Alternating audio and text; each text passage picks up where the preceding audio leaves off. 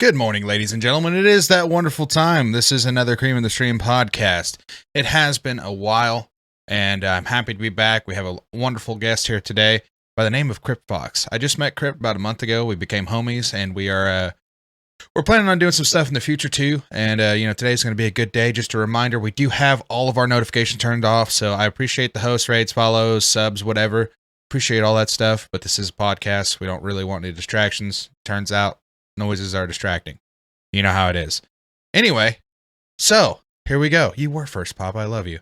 Anyway, without further ado, we're going to welcome in Cryptfox. You guys give him a warm welcome. We'll have some questions from the community at the end. If anybody has anything they want to ask, feel free. But in the beginning, we're kind of just going to go through everything, have a little conversation. But welcome in, Crypt. Hey, yo. Hey, brother. How you doing? Not bad. Not bad. Yeah, I saw you hydrating earlier. We talked briefly, and it looked like you were still kind of in your sleep zone, but it looks like you're already perked up a little bit since then. It's a little bit. It's a little bit. Like every morning, it usually takes me a couple coffees to get into my normal mode. I'm much more of a night owl than I am a day person. Say a couple of coffees. I got to go hard. I got to drink like something that's got like 300 milligrams like right out of the gate, or I'll be dead to the world. That's me working A shift though has kind of abused the whole caffeine side of things. You know how it is. Yeah, I feel you. Like, what is it? You ever tried Cuban coffee? No, I haven't.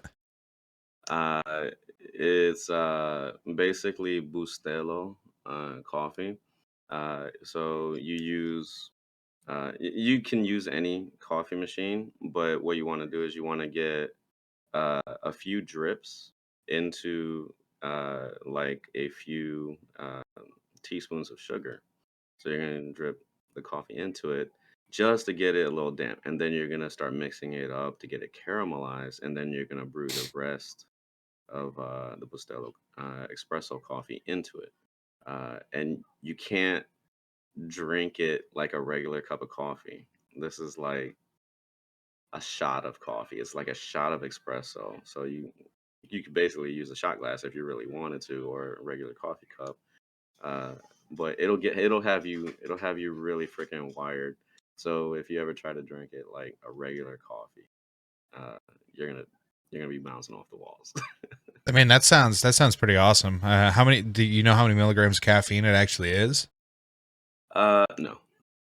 I say I'm No assuming idea. it's got to be a girthy amount if it's going to be making you bounce out the walls. I used to have this stuff called Rev Never Surrender.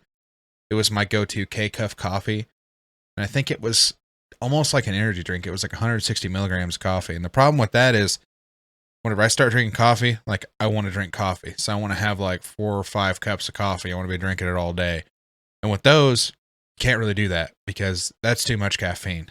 So you drink like Yeah. 2, maybe 3 cups, and you're like, okay, well, starting to get jittery. There's no point in me drinking more because this is just gonna be Right. bad. Damn. Yeah, I think I need to like start down in some Cuban coffee. I haven't had any in a while. Uh, that way I could like just one shot my entire house and just take care of absolutely everything. I mean, yeah, I would love to have more coffee. I used to have an espresso capsule maker that was kind of like a K cup, but turns out it's obsolete now. They don't make things for it, so I bought it on sale thinking this was a good investment. Turns out it was on sale for a reason, and yeah, they don't really make the espresso things for it anymore. But I loved it. I would make a shot of espresso after I made my regular coffee and just put it in there, and I felt like a champion when I got to work. Like I was ready to knock stuff Oh, over. oh my God, yeah. I love it. I think I was using like the Maxwell House Max K cups, and those were doing somewhat of the job. Like, I don't know. I guess I just have a high tolerance for caffeine. Though, Maxwell's kind of the sleeper of the coffee though, because there's a lot of people that like don't really talk about Maxwell, but it's actually a pretty good coffee for what it is. It's an average price, and usually their medium coffee tastes pretty good. Like I think it's a Yeah, pretty good coffee for the price. yeah, yeah, it definitely is. Okay, so you haven't watched the podcast before. What we usually do is we'll go into, the early life where you grew up, how you got into gaming, and how you got into streaming, and we'll touch on some of the finer details through it. So where did you grow up? How was your childhood? So I was born in Michigan, but I grew up in Tampa, Florida, uh, and I'm currently back in Michigan, so I kind of miss Florida. I need my vitamin D. Uh, Florida is my home. Even though I was born in Michigan, I only spent a few years here before we moved down there. So you're back in Michigan, but you grew up in Tampa. I understood that right. You started Yes. out in Michigan, went to Tampa, now you're back in Michigan. Yeah, it's a long story. I understand So, that. So what did you move? What did you guys move to Tampa for? um, I don't know why we moved down there, but I know that we moved down there as a family. Like my father, my mother, and my baby sister at the time, and then all of the rest of my family, like my aunts, my uncles, my grandparents, like everybody on my father's side, we all moved back down there. Uh, my father's side of the family originally all is from Cuba. Oh, okay, that's interesting. And so you've enjoyed the warm weather while you were there. Is what you're saying? You don't really like Michigan just because of the fact that it's cold. Yeah, I mean, I lived in Florida until I joined the military. Uh, was it when I was 26? So I lived there from the age of 4 to 26. So you had some pretty substantial time there. And what did you do in the military? I was in what was the nomenclature? It was intelligence systems integrator. I basically was military intelligence, and I spent a lot of time working on computers and satellite communications equipment. That sounds way over my head. Like everything you just said, like just sounds like something there's no way I'd be able to comprehend. But that Yeah. does sound interesting. I think it would be Well, something cool to learn. it is cool. Like some of that stuff uh is transportable uh place to place. And I actually broke a really small tube on like a little satellite dish, and that one little tube was like $5,000, and I was like, Ooh. no. Ooh. But we had a spare, Yeah. so I went and got that, put it on. I was like, "Hey, somebody like fell on top of me. I broke it." uh, You're probably playing like catch with it, like, hey guys, it's just something awesome. You're like juggling this one thing and it falls and shatters, and you're like, oh no. None of exactly. you guys saw that. None of you. Yeah, and then what was it? There was another time where like those little cones that you have on like the dishes for like your satellite TV, the Yeah. little thing, yeah, those things. Um, well, there was a much bigger one, probably about like that, for one of the dishes we were working on, and the other intelligence guys that worked with it, uh, they were adjusting it, and it broke.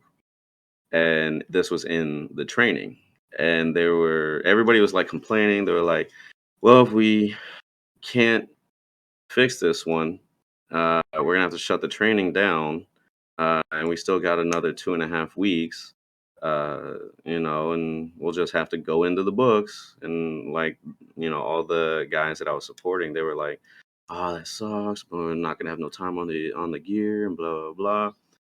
And I had no idea, right, how to fix it, but I kind of had a little bit of confidence with it because I fixed some things, and I was working with one of the contractors at the time, and I was like, "Hey, you think I could fix that?" He's like, "No, no, give it a shot." Uh, so I went over to the contractor trainer and said, "Hey, let me have a crack at it." And he's like, "You sure? You'd be the hero if you do fix it. Save us 2.5 weeks worth of training." I was like, "Okay." And like my supervisor and a couple of my peers, they were sitting by, and they were just watching me. They're like, yo, don't fuck this up. I was like, I'm gonna try not to. And then like the contractor that was leading the whole thing, those contractors that bring that type of gear in, they're making like $150,000 just for that training. So he comes over to me as I'm working on it, and I'm like, this is all like solid, like metal, like little brackets, Allen wrenches, like getting into it, gears and components and stuff. And he's like, "Don't fuck it up, otherwise we're gonna hit you with a statement of charges for $20,000." I was like, "Fuck." Never mind. I'm good. Yeah, well, I was already in it, so I couldn't stop. So And I they ended were up. serious when they said that, or they weren't trying to like I mess think with he you or was just trying to anything. scare me. They're trying to scare you. Yeah, Yeah, I think he was just trying to scare just me. a little bit of a scare tactic. Yeah, but I managed to fix it the very next morning. I found what was wrong, uh, and correct it. Uh, and the funny thing was, like, everybody was happy, but the same exact thing broke when we were deployed. So everybody was like, "Yo, go get Miguel. My name's Miguel. Go get Miguel. He fixed this before." So I had to fix it while we were deployed with no supervision, limited resources, and everything. So I was a hero there too. Well, that's awesome though. I mean, Yeah, that just proves you don't really know what you can do until you absolutely try. And yeah, you fixed it twice, and I mean that's pretty awesome. yeah. And without giving up too much info, uh, the that component, that little cone, uh, for that dish was so that we can communicate information back and forth over like 150 miles. Yeah, So without that, communication lines would have been down. yeah. You guys were pretty much MIA without it. Yeah, I mean, that's cool. You're a hero. You were a hero twice. yeah, I guess so. I guess so. So, what made you join the military? What was it? It was 2007. I was working at Countrywide Mortgage, and 2007 was about the time of the housing market crash, and I was um, I was getting nervous because I started seeing I had already been there like 7 8 months, and I started seeing like 100 people being let go on Monday, 200 people on Friday, and I was like, "Fuck."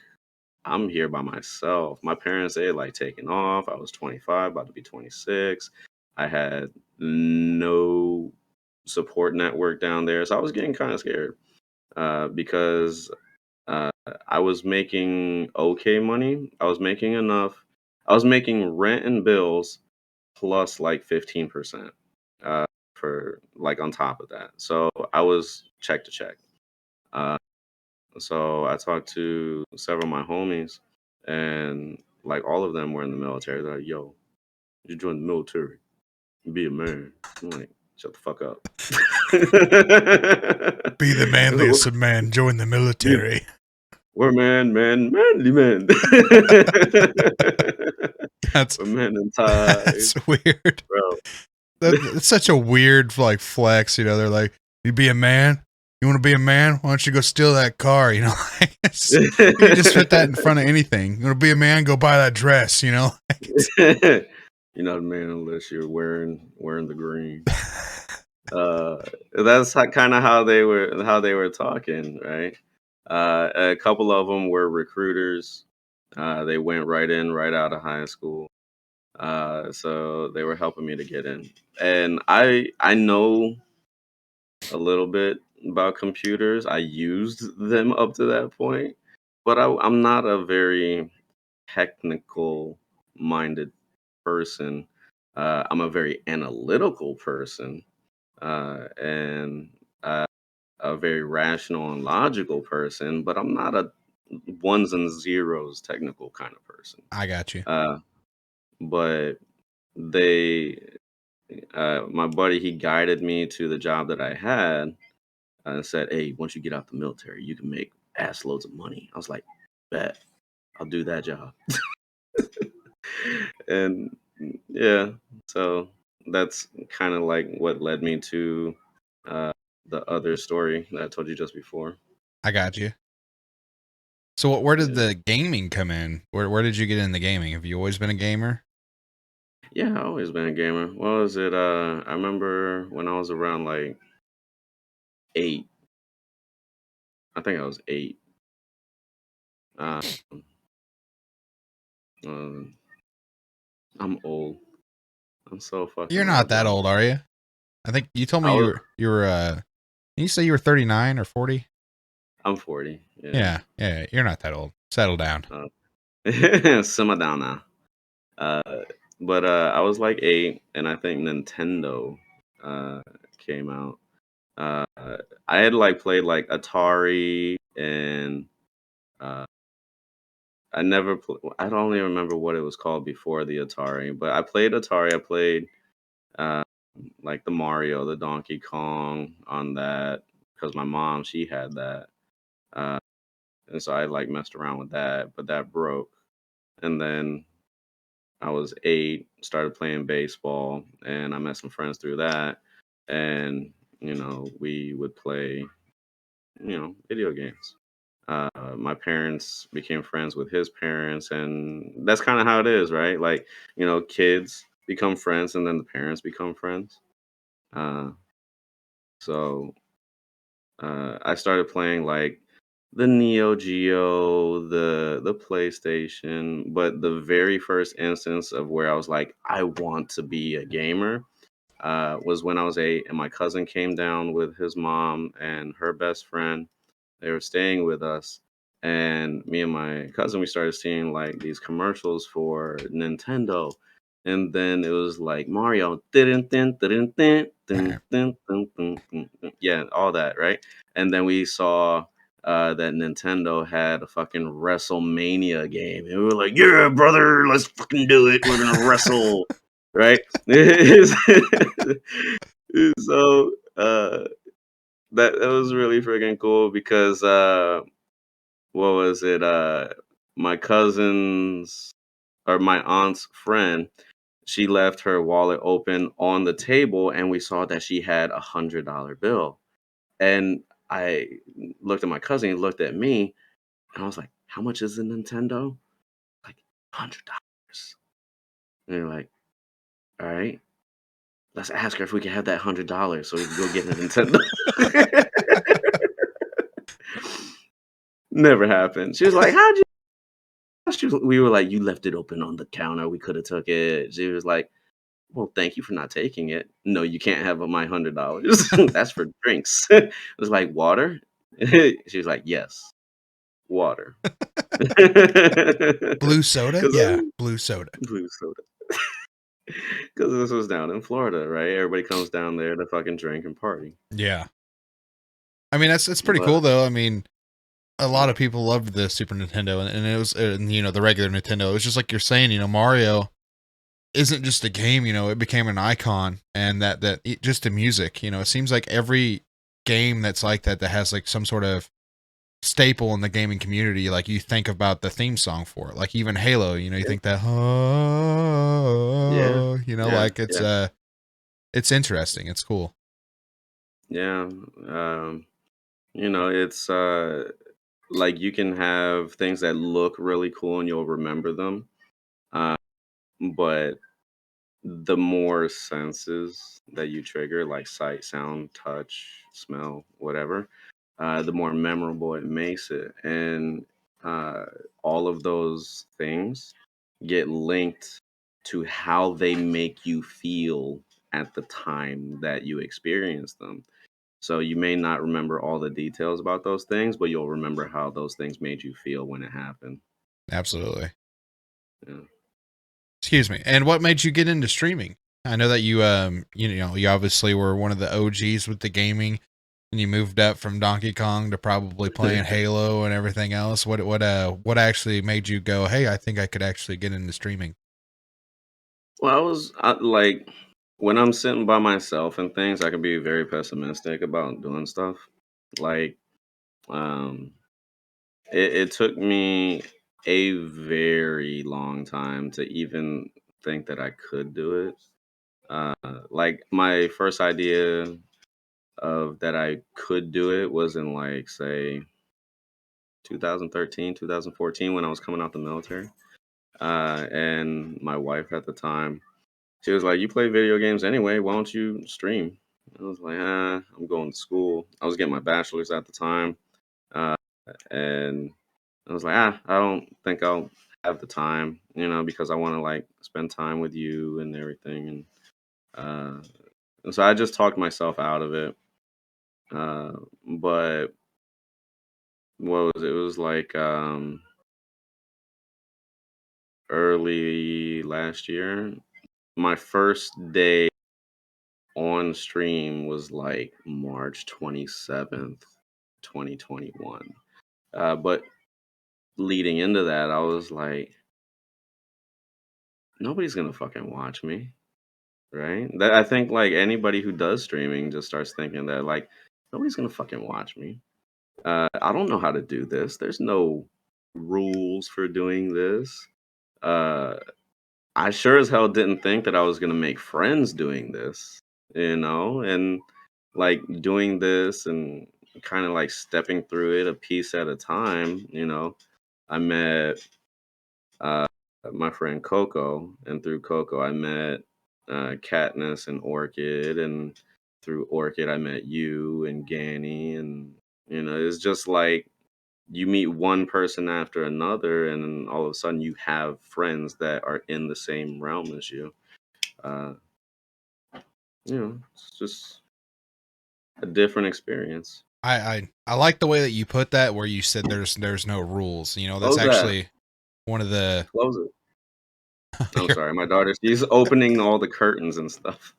I noticed that there was some light flashing on you.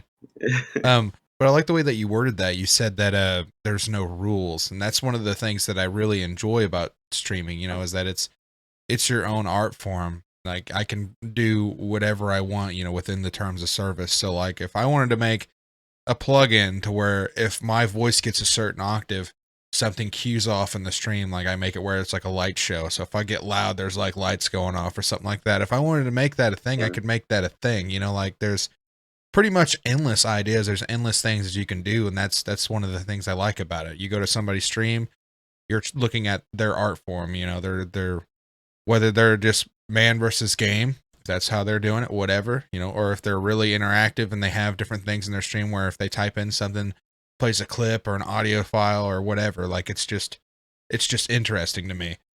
I like seeing Yeah. people's imaginations. Yeah. Exactly. Like, it's very much a form of self-expression. Mm-hmm. You come into it and you're like, well, what do I do? And the answer is any fucking thing you want. Yeah, if absolutely. if people don't like what you're doing, they won't watch you.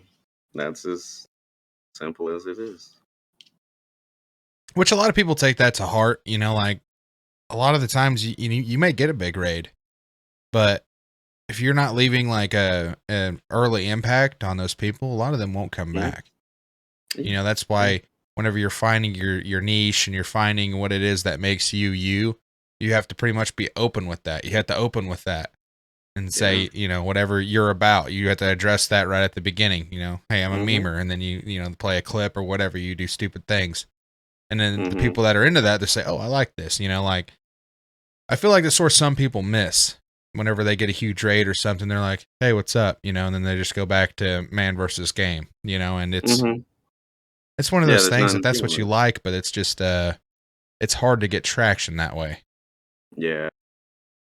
I think you hit on it pretty good. Uh, when you do get those raids, uh, you I learned early on, you need to address it immediately. You cannot wait until you hit a lull that you're not no longer occupied. For example, if you're playing like Dead by Daylight, like you and I do, and you're like mid chase, who gives a shit?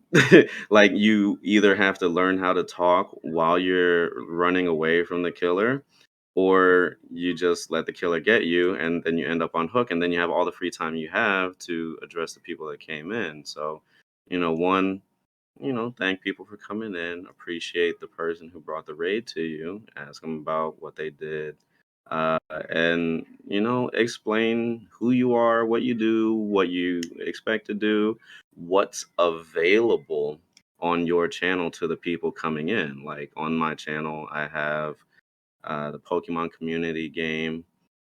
So a lot of people like Pokemon, so they can catch Pokemon, and then use an extension I have to like track that, battle other people. I have like avatars people can get that will talk when they're in the stream, so they can have like Gundam characters, Dragon Ball Z Mine's characters, Nappa. Nappa. Yeah, I picked Nappa. I don't know if you Nice. remember the Dragon Ball Z abridged where they took like the old Dragon Ball Z clips and like overdubbed them with like stupid things. Do you remember those? I don't remember that exactly, no. There was a scene in one. I'm gonna kind of step out of the podcast for a second because I want to tell you this. I don't know if you've seen it. It's freaking hilarious. I Okay. used to watch these all the time. There was a scene where Vegeta and Nappa just land, and like Nappa's pestering Vegeta the entire time they're around, and he's like, Mm. one day, Nappa, I will be rid of you, and you will die, and it will be a glorious day. And then afterwards, it says epic foreshadowing. Because whenever Nappa dies in this one, they bring him back as a ghost, and he just pesters Vegeta the entire time even after he's dead. And it is like S tier. It's wonderful. If you haven't watched Dragon Ball That's Z Abridged, I highly recommend it. It's good stuff. that's awesome, dude. I love that. I love that irony uh, of like, I'll be rid of you, and then comes back to haunt his ass. Yeah, see, one of my community members, Dirt, just hopped in and he says Ghost Nappa because they actually had a song that he did where it was Ghostbusters and instead of Ghostbusters it was Ghost Nappa, and he'd go Vegeta, Vegeta, Vegeta. It's super good, super good. That's fucking awesome. Yeah, like I never got into all of the Dragon Ball stuff, but I did watch some episodes. Uh, and I could get down with it now. Like I could probably. There's so many. How many episodes are there in that? It's gotta have gone Oh like hell, I don't years and know. years, I years quit and years. watching like I think I think I was like a sophomore or a junior, and I quit watching. And I know that was like right whenever they were bringing in like Boo, and I was on like the last transformation of Boo, and I quit watching. Hmm. And I know that they've redone them, and it's like Dragon Ball Z Kai now or something like that. And I haven't watched them. I know I Uh, didn't really care for the voice acting whenever I did start rewatching it, so I kind of let it go. yeah.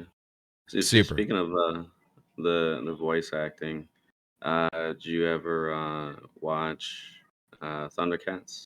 Oh, Oh. yeah. I mean, a uh, long time ago, I did. Yeah, and there was another show out at the time called Silverhawks. I don't know if you ever heard of I've that one. never heard of Silverhawks. Yeah. I watched them both, and I saw like something on YouTube about the two of them, and like you talking about the voice acting, it's just like snapped into my mental. Uh, and I realized that they recycled the voice actors from Thundercats into the other one, like all of them. Even like the bad guy who played Mum Ra was the bad guy in Silverhawks. I was like, oh, but Silverhawks only went like 8 to 10 episodes, so it didn't go very far. Yeah, well, I mean, pretty Uh, much stealing shit at that point. So yeah, exactly. yeah, And I did some voice acting too. There was a show I was a part of. That was why, like, sometimes you'll see me be like a pug or something when I stream. It's kind of fun because I get to like fuck around and you know be like Yo quiero Taco Bell, or like just like voice act with like a really deep voice. Or just any kind of other type of voice I can come up with at the time and just goof off, and that's funny. I like doing the voice acting, so I'm not very good at it. Like whenever I'm not sick, I can do a pretty decent Shaggy, and I can do the members of a Death Clock pretty well. And Are, that's about it. That's about it. are you talking to Shaggy from Scooby Doo or Shaggy? They call me Mr. Boombastic. No, Are no, you no, talking no, about not that that Shaggy. Shaggy from Scooby one? Doo. No, I'm Okay. not. I don't have that Jamaican swag that guy has. I can't pull that off. The Mr. Lover Lover. So we touched on what made you stream and how you got into it, and you just started doing tournaments. Was this the Blood Bowl? Was this one that you did the last time? Was it your very first tournament? Yeah, very first, very first. Like, I wanted. I know a lot of people were like, "Yo, go watch other tournaments," but I really wanted this first one to be all my ideas out uh, in physical form, right? So I could see how my ideas transition from my head to reality.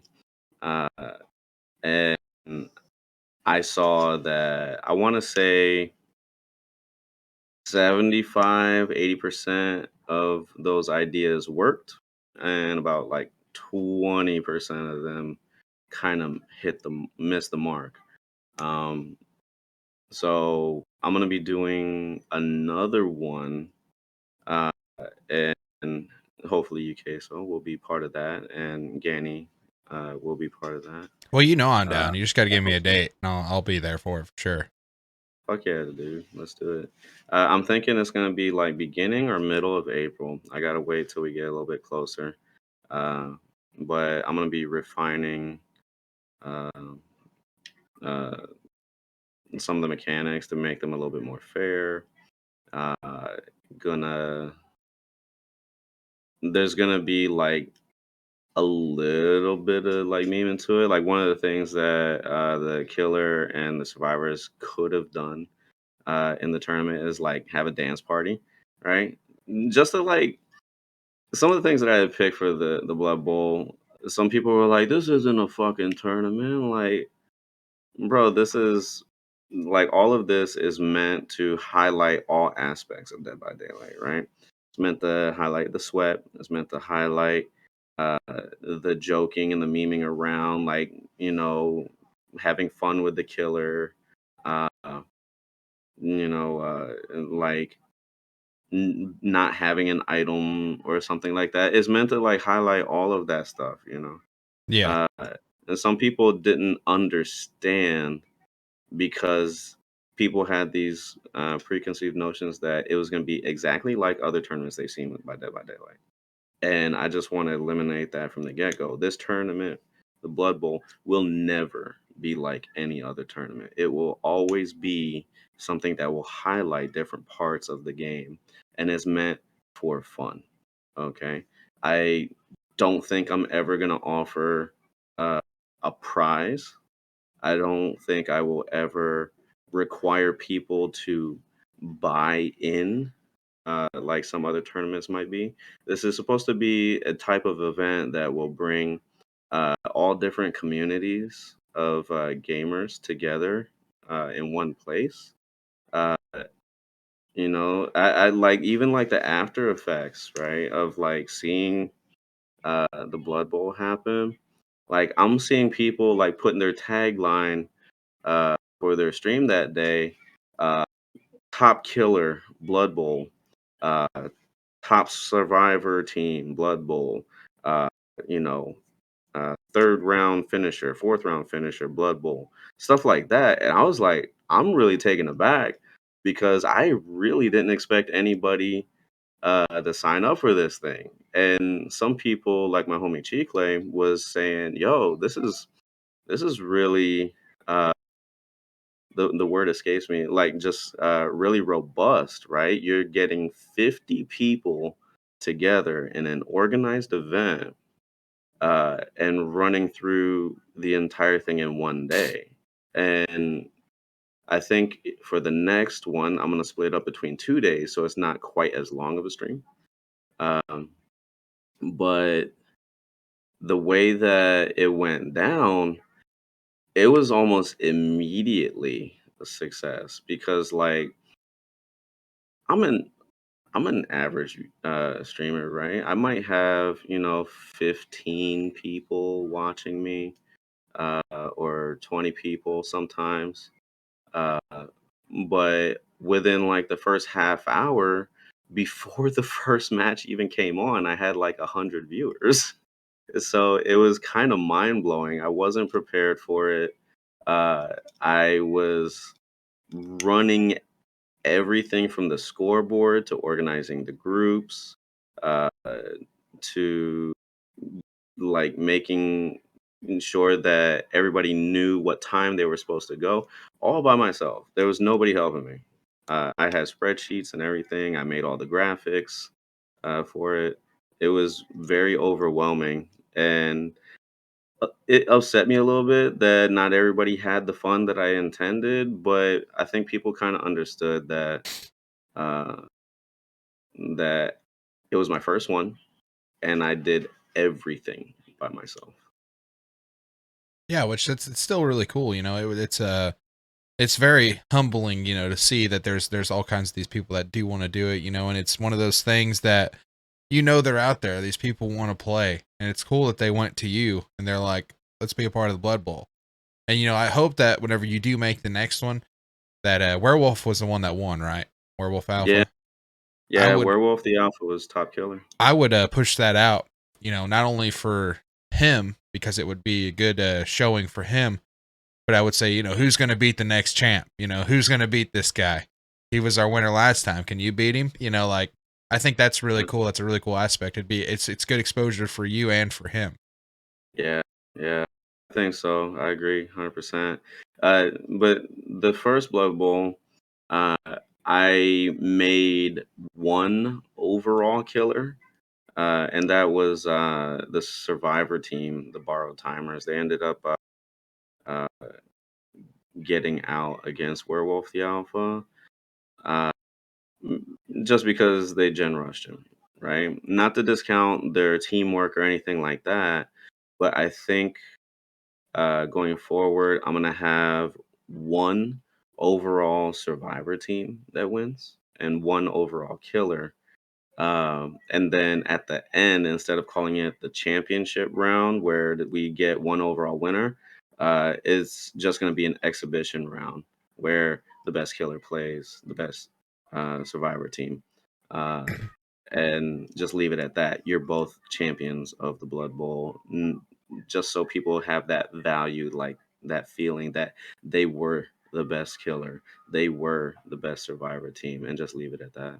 Yeah, which that's still really cool. The last one's just pretty much bragging rights of, hey, we beat the best killer, or hey, we beat the best survivors. Like that's Yeah. it's still a good thing to look at. It's still cool. I mean, I love the idea that you had where, I think everybody's actually thought about organizing a tournament, and I couldn't pull the trigger on it because after like taking a step back and looking at it and like all the work that it takes into account, because like you're saying, you have spreadsheets, you have scoreboards, and you have a way to keep score. You're pretty much the ref. You're doing everything the entire time.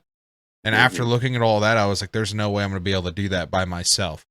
So I completely like pulled the plug on it. I was like, I'm not going to do it because I talked about it in a couple of Dead by Daylight things that I'm on Facebook. Hmm. Because I used to stream on Facebook, so I'm still on a lot of the channels and everything. I asked a lot of people if they'd be interested, and the feedback for it was phenomenal. I had a bunch of people say, "Yeah, we would actually absolutely participate." I think whenever I pushed it, I only asked one time. I think I had like 25 people that were like for sure yeses, and there were some people that were Hmm. like maybe. But it's one of those Hmm. things. It's just that's that's so much work. So I commend you for doing that. Like I bow down. That's a lot of work. I'm proud of you for doing that and actually pulling the trigger and trying it. And I'm glad it worked Thanks. out. I appreciate it. Yeah. Like now that I got my feet wet with it a little bit, I can refine it, make it better. Uh, you know, adjust how things are scored. Be more transparent a lot sooner about how the scoring, the rules, and everything. Like, get that out there first for the people who are interested. That way, they know exactly what they're getting into. Because I think like where I misstepped was that I told people like the essence of it, and I think it was mostly because like I was still trying to figure out how I wanted to do it, but going forward is going to be these are the exact rules, uh, how it's going to go down, right? And it's not going to be like any other tournament that you've seen. I've seen some where they'll do like a 1 hour stream and it'll be one Swift versus one killer, and then they'll do another one the next day, another one the next day. I don't want to like commit 2 weeks to running a tournament. I just want to commit 2 days. So I'll probably do a weekend where the tournament goes down. Yeah, which is definitely not a bad idea. I mean, that's also kind of weird though that people do that. I think it was Vigo's Court that was doing that for a while. I was watching them whenever Running Man was with them. I don't really watch them that much anymore. But they were doing they would do a one weekend thing and it'd be once a week.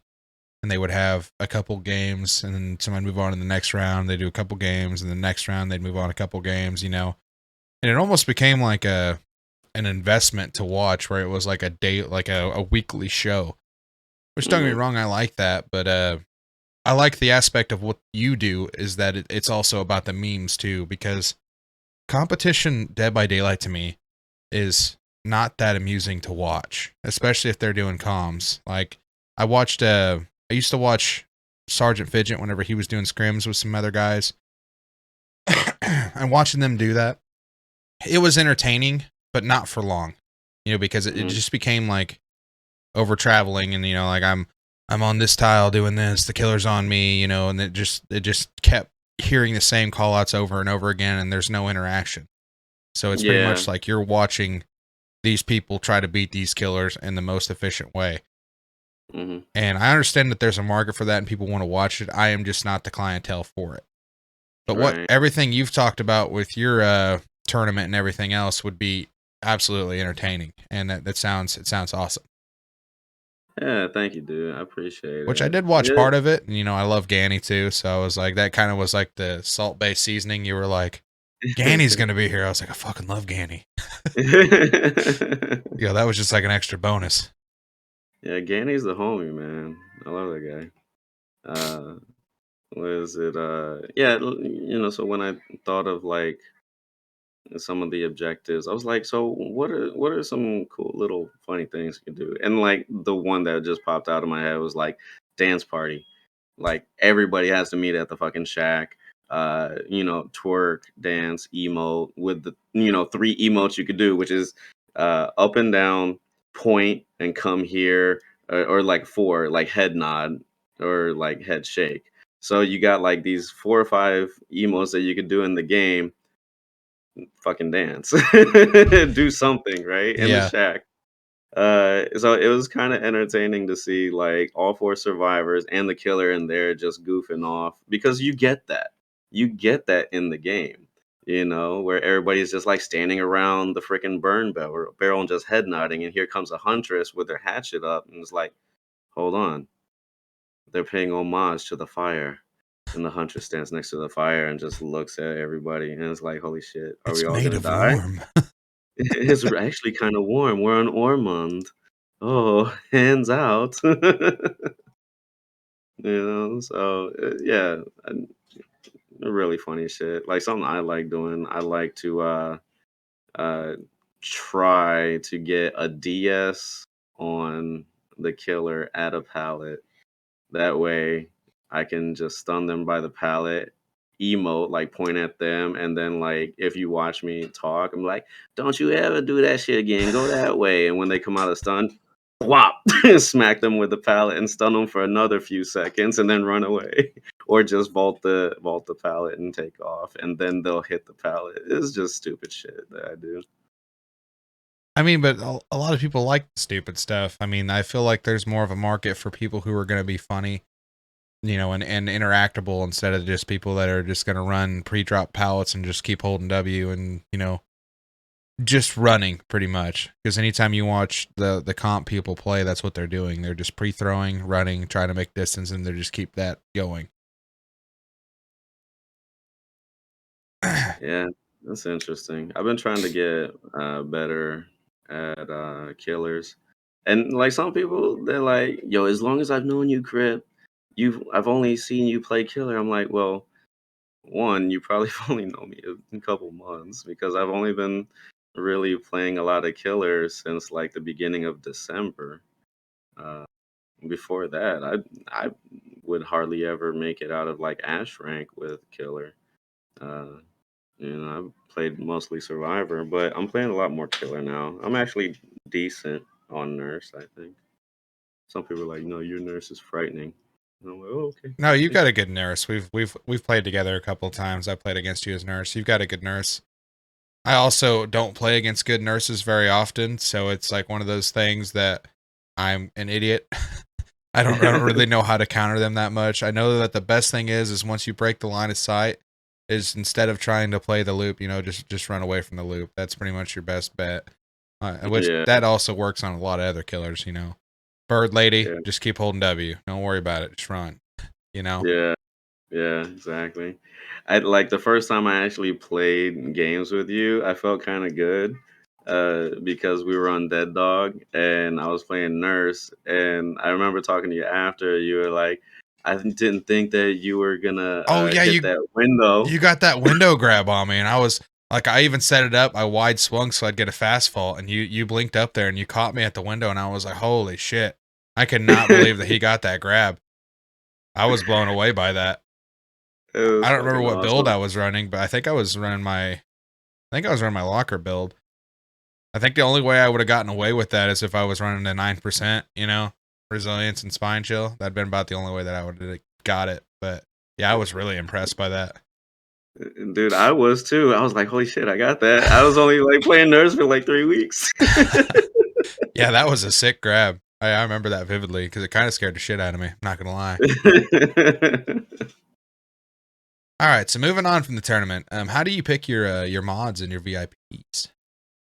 Let's see. So, mods, uh, are gonna be the people that I trust, right? Like, people that will hang out with me, that are part of, like, the community that I am a part of, not necessarily my own community because, like, I tend to hang out in your stream. I hang out, with like Orchid, Katniss, Annie, and some other people's streams. So like people that I'm familiar with and I've seen them mod in other channels, or uh, they're just generally good people.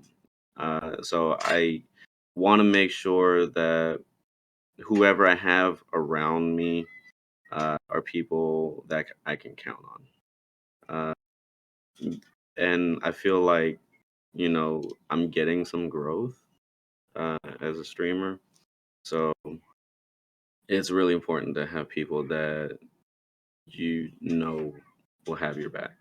VIPs, um, I have a redemption for like 75,000.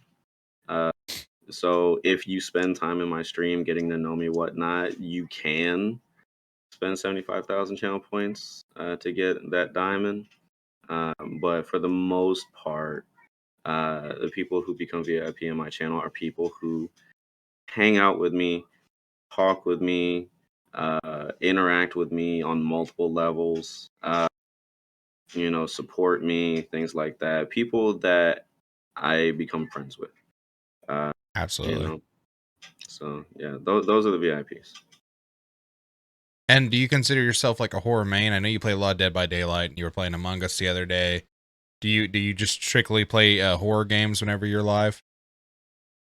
I have a main game which is Dead by Daylight.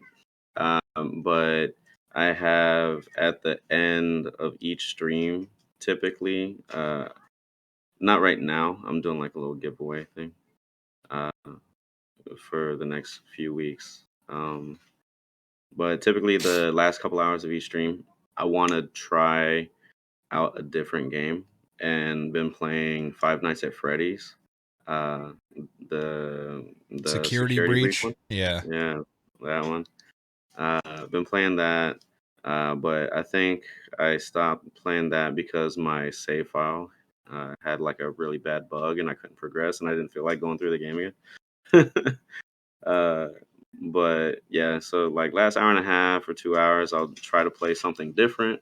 That way, people who are watching can get like a little bit of decompression from like the sweat or the bad from Dead by Daylight, because like playing too much Dead by Daylight, it'll really irritate you at times. Um, so decompress at the end of the stream. I also try to work in MMOs. I have some really good friends in the Pantheon Plus community, which is a lot of people who are awaiting MMO called Pantheon Rise of the Fallen. I'm going to be streaming that. Uh, so in the meantime, uh, like on Tuesdays, uh, for I'll say half the day or three-quarters of the day, I'll stream Final Fantasy 14 and just work through like the story, the cutscenes. If you guys like Final Fantasy, you'll get a kick out of it because it's really interesting story. So Yeah. that's to be my little breakaway from Dead by Daylight. It doesn't usually uh, get me, a lot of people hanging out, but it's kind of my time to like break away from Dead by Daylight. I got you. And I mean, obviously it's a lot better to avoid burnout. It's DVD's fun, but I think all of us who like that's our main game, it becomes monotonous just to play it nonstop and nothing else. It's a good to get a Hmm. break in and play something else, which is honestly why I enjoy doing Kill Your Friends Friday. Just to get everybody together and we'll actually do rounds where we kill each other, and Hmm. that's been a blast every time we've done it. Like, yeah, you have the people who come in here and play killer and they sweat, but I mean, I do that sometimes too. It's fun just to go in there and let it out. We beat the shit out of each other, and it's a blast. It's still better than doing it in the pubs all the time because Yeah, you and I literally never know what you're gonna get. absolutely. And like I play a lot of Dead by Daylight, even off stream. Like I'll play Final Fantasy and all that off stream as well. But I'll play Dead by Daylight off stream, and like I actually meet new friends and new streamers through doing that. Like last night, I was like, I need to get these killer dailies out the way, uh, and then I was on Bubba, and I had to down people with chainsaw 4 times, and I ended up, like wiping the floor with some survivors. Uh, and I was not camping or tunneling. I would like hook them, and then I would run really far away to like go find somebody else, give them a chance to reset. So you Uh, weren't really playing Bubba, is what you're telling me. yeah, yeah, I wasn't really playing bubble, but I still 4K technically. I caught the last person and gave them the gate. And they like at the end of it, they were like, "Oh, you're really amazing, Bubba," and blah blah blah. And a couple of them were streamers, so I popped into their chat and I was like, "Hey, GG's, blah blah," and they were giving me compliments stuff, and like keeping a positive attitude and being really nice uh, to the people you play, because you don't know who's on the other side of the screen, Yeah. right? Uh, being positive, being nice is really important. And so I went and I hung out with them on their channel for a little bit, and they were just really nice. So I stayed and talked with them, and they complimented me on my play, and I was like, "Oh, I'm a nurse, man. Only been playing killer for a couple months." They're like, "Wow, you must be really scary, a nurse." I was like, "Well, I mean, do you guys want to do a custom game?" They're like, "Fuck yeah!" So they went against my nurse. And legitimately, I caught 3 people and threw them on a stack of bodies because I moored the 3 of them, and then the last person felt left out, so they ran back to the stack of bodies so they could all be moored on top of each other. Well, at least they all went to heaven together. That's good. Yeah, exactly. Yeah, you do have a good nurse for only playing for like 2 months. Nurse is one of those things that everybody will tell you it's comfy because once you get good at nurse, you don't really have to play anything else. You can just play nurse and you can go in there pretty much on any level and dunk on people. Yeah, yeah. Except some of my homies that played in the Blood Bowl, them console boys, Jelly, Eat DS, Eat My DS, and a couple other dudes. Like them guys, I've gone against them on Nurse with like just in customs, no rules or anything, no limitations on what they can bring in or whatnot. Yo, they dunk. They dunk for real. I've been really impressed with Jelly though. Like Jelly is a very good survivor for him being on Xbox. Like you wouldn't think that he's playing on Xbox, but he is. And he gets Yeah, like some legit flashlight saves and he's just looping skills are great. Like he's impressive to watch. You watch yeah, him and you're like, "Holy shit, you're playing on Xbox?" He's like, "Yeah." And he's yeah. really good. Maybe he's playing with keyboard and mouse on Xbox, and he's just not telling everybody. He could be, but I don't know that that's a lot of money. You know, to get those Xbox attachments where you make it keyboard and mouse, I think they're pretty expensive. I haven't actually priced them, but I think my buddy was telling me that he was trying to buy them. I think it was like $150 in order to get it to where it'll actually run on Xbox. Oh damn! So it's probably a little bit different than PlayStation. I know I had like a cheap freaking USB keyboard and like my Logitech mouse right here. This thing uh, on PlayStation. Yeah, they apparently they you can't just hook them up and they'll work for some reason, which it'd be cool if it could, but you know, hey, it is what it is. Yeah. So you did tell me earlier that you were going to school and you're going to school to be a psychologist, right? Similar. I'm gonna be a clinical mental health counselor. And that's pretty cool. That's what you're doing on your whenever you're not streaming and you've got like what time are your classes? I don't know why I stepped so stupidly around that question, but what days do you go to classes? My classes right now are Wednesday and Thursday evening uh, for a few hours, but uh, like I think I showed you off stream, but these right here are just three of the books for one of my classes that I'm going to be reading through in the next like 8 or 9 weeks. Um, Not to mention like articles and stuff and papers and things. So like I know, some of my friends like you, I like pop in and talk. I think I'm a little bit fuzzy. There you go. Refocus. We Yes, got you yes, yes. now. There you go. I know I pop into my friends' streams and stuff, and I'll chat for a minute, but then I'll be like, all right, I gotta go read. And they're like, all right, see you in a few hours, Crip. Have fun reading. But I mean, it's good that you've got a Joel. It's good that you got a goal, and you're working towards it. I mean, honestly, if you gave me these books to read and you like smacked me in the back of the head, you're like, figure it out, stupid. I'd be like, I'll do my best, and then I wouldn't retain anything that I'm trying to read. That's what's Yeah. weird about me and like actually reading something. If I'm not interested in it, I will never grasp it. I will never understand. I just can't do it. My ADHD is too strong. So I have to be invested in what I'm reading. Well, like these books that I'm reading right now, one of them is called People's History of the United States. Um, and it kind of breaks away from the history that we were taught in school, in like grade school, high school. It goes into a little bit more graphic detail about things that went on. It talks about Christopher Columbus in the early chapters. Um, this one, Exterminate All the Brutes. There's actually an HBO documentary uh, I'll just watch called that then. Exterminate All the Easy Brutes. stonks. Yeah, right. Don't need to read the book. And then I'm reading this one. It's called A Different Mirror. Uh, it's multicultural history.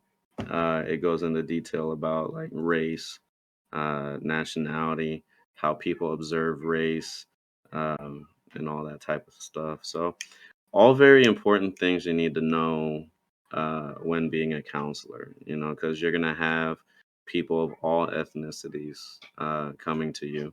And your goal as a counselor isn't to give people the answer, uh, but to thoughtfully provoke their minds so they can have the autonomy to come up with an answer themselves, and let them feel like it's okay to get the wrong answer, because through getting the wrong answer, you have some self-discovery as well, so there's still value in being wrong. Interesting.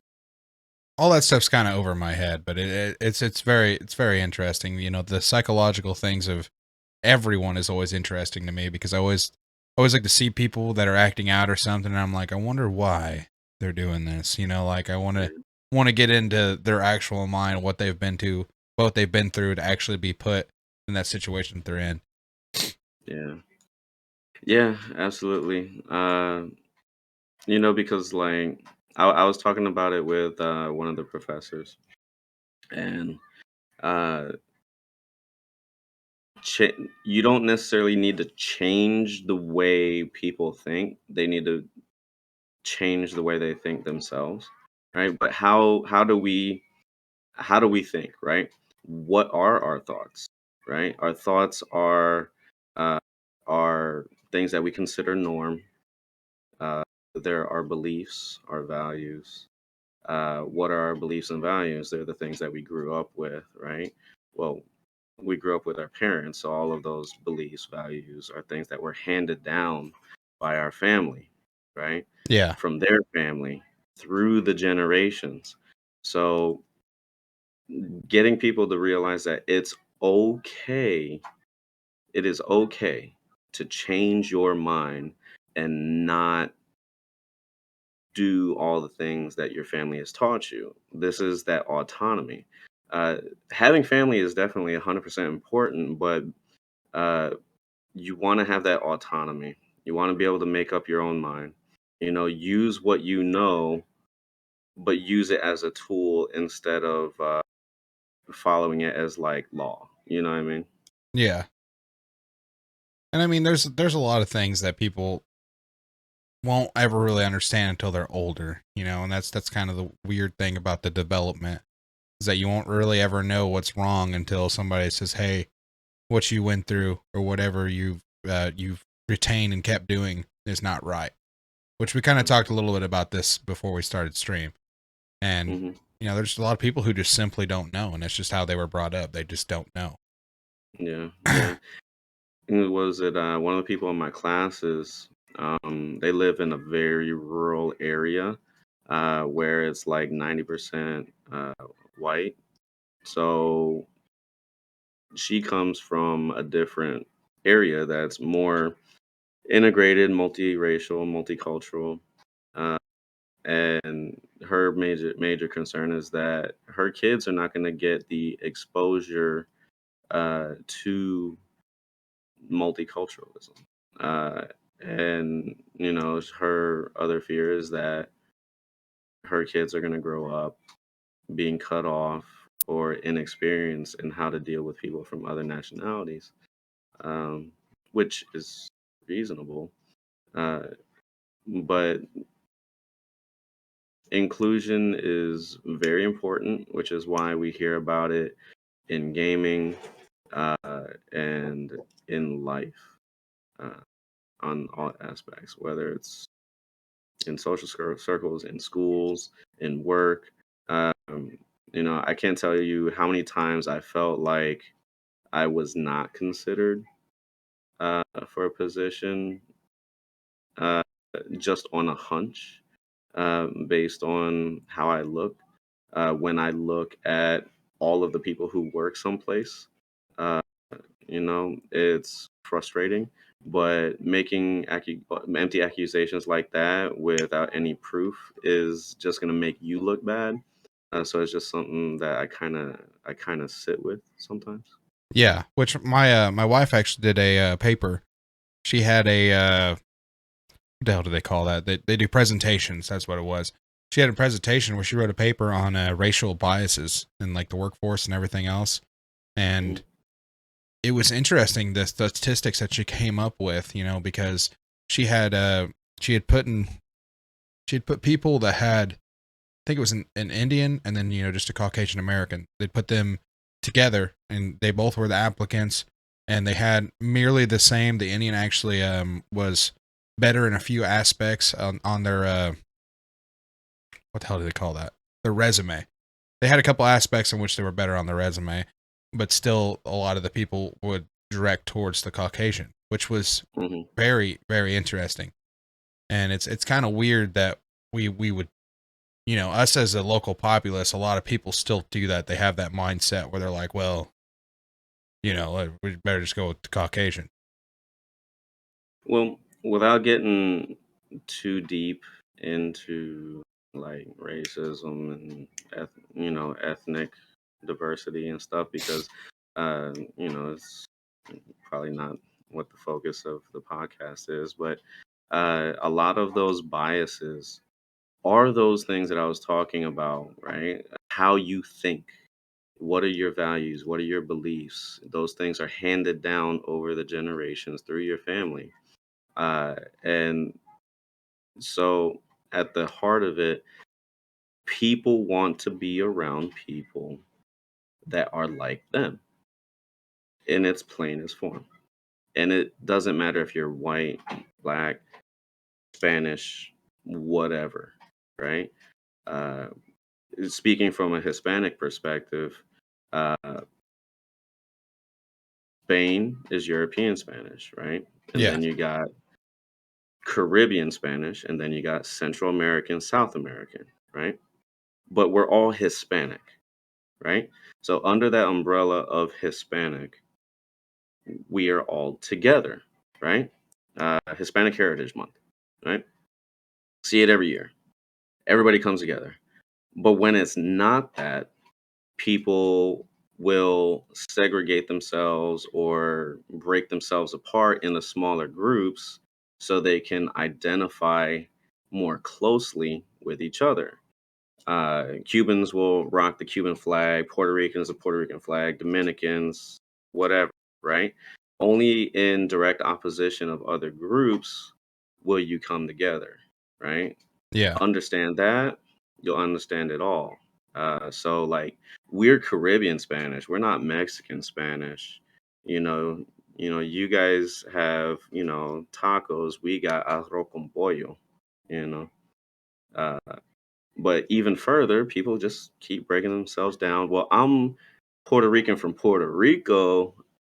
You're Puerto Rican from the Bronx, So that's just the natural way that people gravitate towards one another. That's just the way it is. Yeah. It's very interesting. But it's also like you said, without getting very deep into it, that's one of those conversations that you pretty much go down a rabbit hole and then it just gets deeper and deeper and deeper and deeper. hmm And it's something that Yeah, just is never ending. yeah.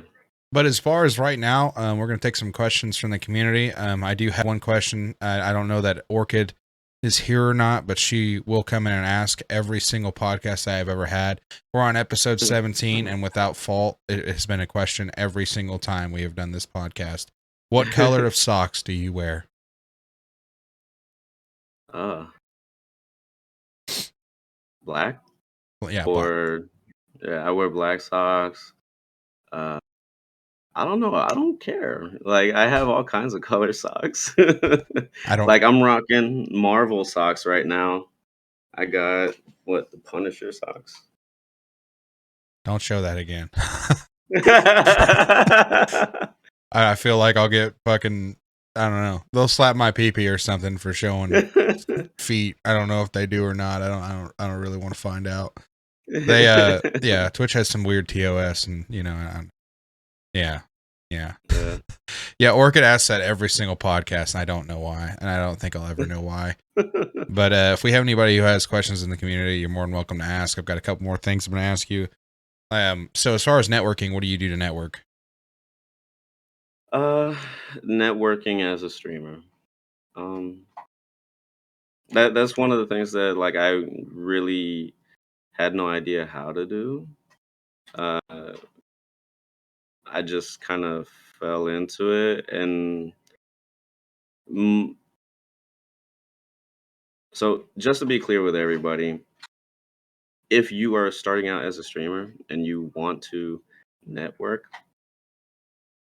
have good intent behind networking, right? Don't network to only benefit. from networking, right? Be friends with the people that you're trying to network with, and not just fake friends. Hang out with them, talk with them. Bless you. Thank you. Sorry. No problem. Broke Hang a out rib. with them, be friends with them, and talk to them, tell them things about you. Be friends, you know? Don't don't be a dick because people know when you're trying to step on them to get one up. Absolutely, they do. And that's interesting. I was after we take questions from the community, we usually do like actual tips. So we'll have you throw in some other tips in there too.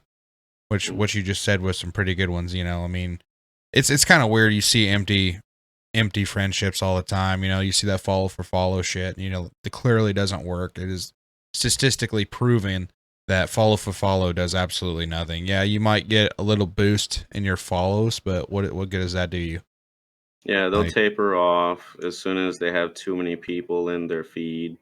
They'll unfollow, and it doesn't do anything. yeah, and I mean, all it does is just give you an extra number, and it's one of those Yeah. things. It's not good for interaction. It's not really good for anything.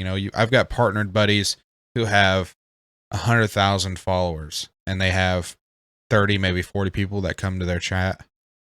And you Mhm. see people like Swifter, who sometimes he has over 1 million followers, and he has sometimes whenever he's playing something off the wall, he only has 100 people come by, and that's Mhm. that's insane to think about, Yeah. because that's Yeah. a small percentage of his actual followers that come back. So it's one of those things. Whenever he does like his apparently he does like W-2, like around tax time. He does like tax idea things to help with taxes. And in that time he pops off. He'll get like 20 to 30,000 people in. But like for as far Mhm. as him, like his gameplay, he doesn't get a lot of people in. And that's Yeah. crazy to me, having so many Yeah. I followers. I'm sure you would, just as I would. Like, I'd be happy with 100 followers and 100 viewers every stream. Yeah. If everybody that followed me came and viewed me, I'd be happy with that. Which is impossible, but obviously that'd be interesting. Yeah. Well, it looks like the chat's kind of dead on questions right now. Do you have any other tips that you'd like to give? Um. Yeah. Uh. When when you're doing your stream and you're trying to get that growth, one thing that I do is I will look at uh my numbers every few days and see how I'm doing, and uh if uh if I feel like I'm tapering off, then I'll change something, I'll add something. uh be very agile with how you do your stream. uh, so it's just to keep people on their toes and coming back. Don't fall into the same pattern that you've been doing. Although that can also be a benefit. Like, some people come and hang out just for one specific content, but you can get burned out as a streamer doing the same thing over and over again. And you're almost like cucking yourself in a way, because if you do the one thing, the second that you uh, change and do something different, you'll see it in your viewership, uh, like almost immediately. Um, so one thing that I've been trying to do recently is that I will do my main game, uh, which is Dead by Daylight, and then I will have one day in the week where I'll play like Final Fantasy 14 as the main game, and then I'll switch over in the end of the stream to Dead by Daylight. So I'll do that variation. Uh, but then the other days where Dead by Daylight is my main game, the last couple hours I'll play something different. Uh, I've been playing Five Nights at Freddy's, like I've been saying, um, or maybe in the last couple hours I'll do something really off the wall, or play like Cyberpunk, or just something so that people can have a little variety to it. And I guess at some point down the road, maybe I'll become a variety streamer, but it's not something that you could easily move into. You can't start off as a variety streamer. It's just not very beneficial to be a variety streamer with trying to have that growth in mind. Yeah, I mean, you can. It's obviously just a harder path. There's a lot of people Yeah, that try to it's go hard. that route right at the beginning, and it usually doesn't work out very good for them. It's one of those things they'll just get immediate burnout after 2 months of not getting traction and everything else, and then they kind of just step away from streaming altogether. Mhm. Yeah. Which what you're saying is, good. The innovation side of it, just finding new things in order to get better and better is obviously always a good route to take whenever you're doing anything. That's the objective, is to get better. Yeah. But right now, Crip, do you have anything else you'd like to add before we send you off? And Uh, we'll do a raid, and if you mm, want to, you're welcome to shoot the shit with me in the Discord for a second before you take off, or you can just dip out. It's whatever you like. yes, sir. I don't know. I just want to say that anybody who is watching, uh, if you come and hang out with me, I really am friends with y'all. I may not always come across that way because I'm always in and out. Like I'm always busy doing something, but I'm always really trying to like support everybody I can, even people I just meet. Like I always want the best for everybody. Uh, so yeah, it's that. And it's okay if you guys fuck with me. I'm not gonna get mad, but I will get mad if there's ever a fox hunt. I understand that. Okay, we did have it. Jasmine. Jasmine Oh, just said Jasmine, how to what's up? balance life while also working to be a streamer. So that is Uh, interesting, since you're doing work, school, and family time. How do you find ways to balance that? yeah. So what was it? I was working until the end of December. I've been unemployed for a month now. Uh, most people that kind of like see me hanging out, they know.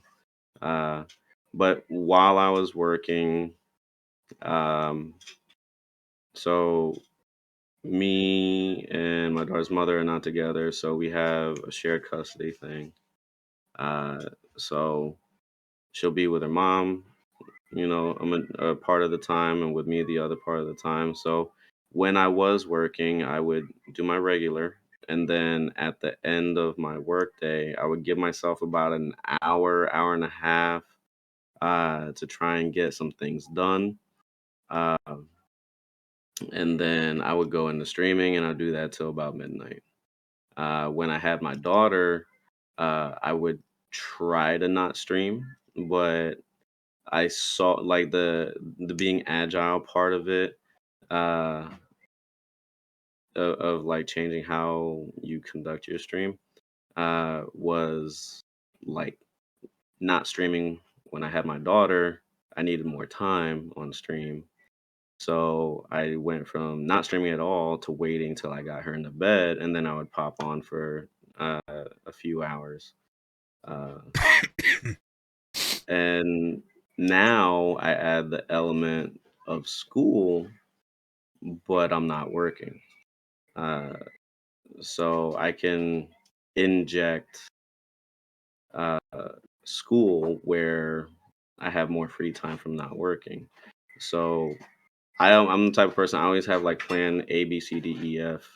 And as I'm moving through my plans, I get more and more disheartened. I'm like, well, plan A fucked up. B, C, D. I'm on F now. What am I gonna do?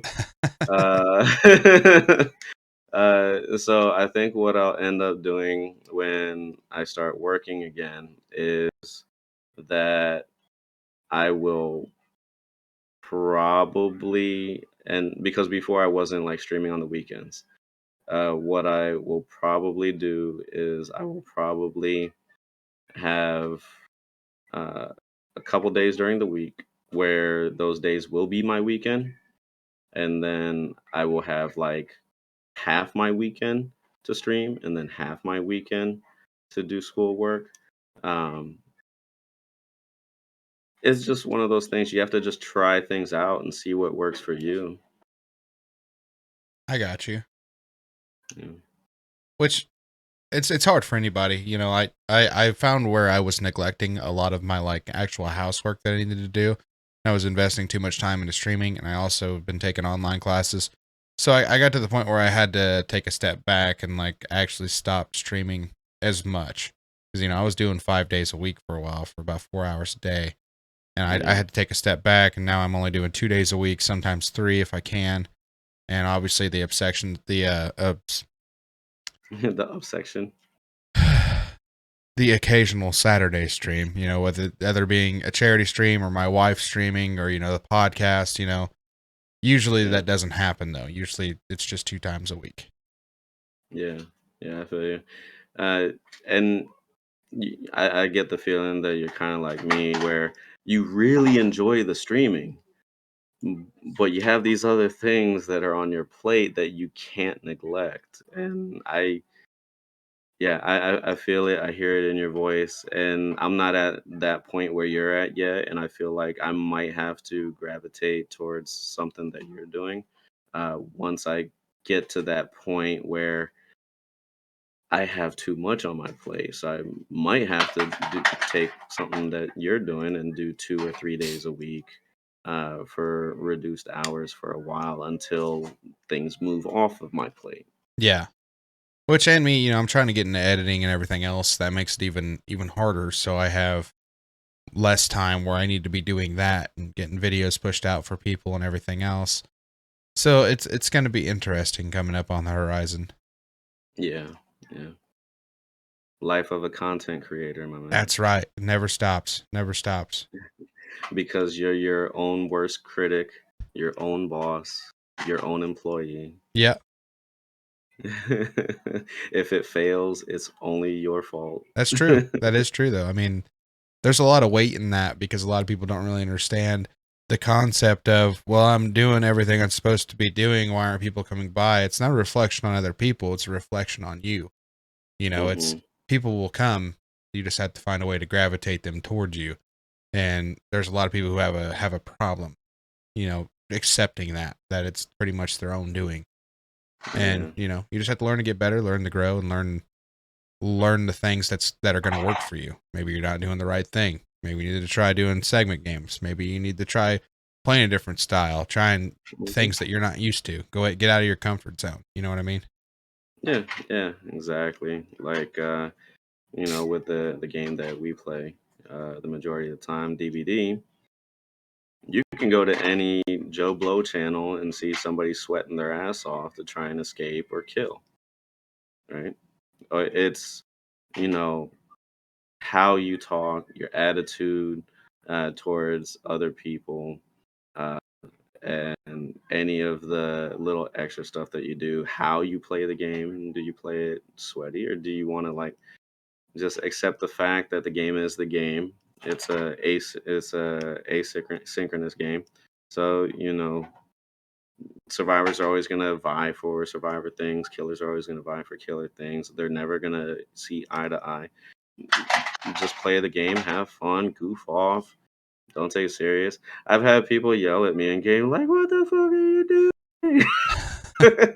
Yeah, I'm like, I do that to people sometimes when I'm getting sandbagged. I actually yelled at an ace the other day, and I yelled probably the loudest I've yelled in a long time, and I felt really bad after I did it because, you know, they were standing blocking the way, and the Legion was behind me, and I was like, "What in the fuck are you doing? Move!"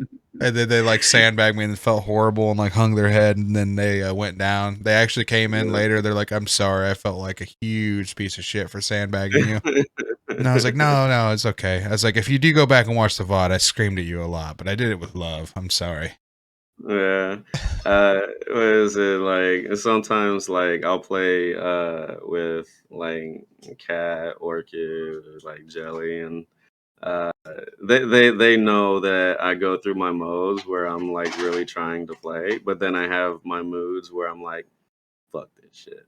And I'll just like fastball over a window a ton of times, and I'll drop a firecracker, and I'll like run drop a couple pallets, and they're like, "Well, don't go that way. Crypt is doing his thing."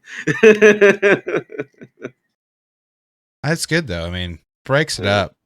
You know, playing the yeah, same way all the time just gets old. yeah. You got to make your own fun in the game, otherwise you're just stuck with playing sweaty. Absolutely. Yeah. Well, all right. We're gonna get you on out of here. We've rambled on a little too much. We usually try to stick around an hour, and we're at an hour 22 right now. We've kind of went over a little bit, so I apologize for keeping you here. But we get on tangents, and it's hard to get off of them. And just moving forward, it gets kind of hard sometimes in podcasts whenever you're talking about anything really. A blast, dude. I'm glad. I'm glad to have been here and spend this time with you and hanging out with you and your community and all the friends. And I even see like some people popping in the chat that I know too. So what's up? It's awesome to see the homies come out. Just hear your voice. It's cool. Yeah. All right, brother. I'm gonna shove you off the screen right now, and I'll talk to you in a little while. All right. All right, guys. That was Crypt. I hope you guys enjoyed the stream today. Enjoyed the little podcast. Right now, we are gonna do a raid. I appreciate you guys for coming out today. It has been a delight. Thank you for tuning into the Cream of the Stream podcast. I appreciate you guys so much. Thank you for coming over and hanging out with me. Again, make sure to check out Cryptfox. And you guys, stay badass, stay metal, hang cheesy.